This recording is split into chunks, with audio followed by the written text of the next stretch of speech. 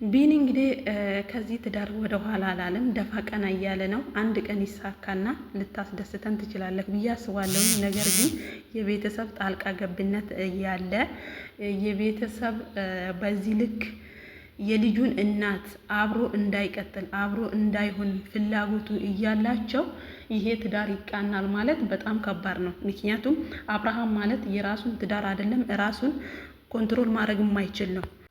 ዛሬ ደግሞ ዴቭ እንግዲህ በግልጽ ተናግሯል። እኔ ከዚህ በፊት ብዙ ነገር ለፍቻለሁ፣ ብዙ ነገር ሆኛለሁ ለዚህ ትዳር። ሩታንም ለብቻ አውርቻታለሁ፣ አብርሃምንም ለብቻ አውርቼዋለሁ።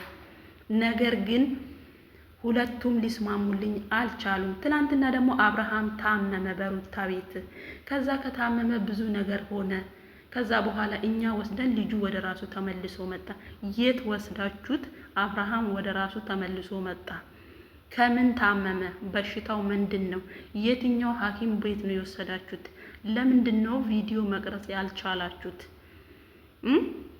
እናንተ ነገሩን የተዳፈነ እሳት አድርጋችሁ እውነታውን በእጃችሁ ይዛችሁ ልጅቷን በዚህ ልክ ስሟን አጥቁራችሁ አሁን ላይ ደግሞ እያስነባችኋት ትገኛላችሁ። ምክንያቱም እውነታ ስላላት ነው እቺ ልጅ እንደዚህ የምታለቅሰው። ዴቭና ቡዜ አብርሃም ከምን እንደዳነ ምን እንደተደረገበት ጠንቅቀው ያውቃሉ። ቢያንስ እንኳን ሚዲያ ላይ አናመጣም ብትሉ እንኳን ውስጥ ለውስጥ ለሩታ ማስረዳት ግዴታችሁ ነው። ሲጀመር ኦዲየንስ አብርሃም ሲታመም ሚዲያ ላይ መጥቶ አብርሃም ሲታመም ደግሞ ከሚዲያ የምትደብቁበት ምክንያታችሁ ምንድነው ነው? ይሄንን የማስረዳት እና የማስረጃ የማምጣት ግዴታ የለብንም። ሩታ ምን ሆኖ ነው አብርሃም የታመመው ማስረጃ አምጪ እያላችሁ ልጅቷን በዚህ ልክ የምታስጨንቁት ምንድን ነው?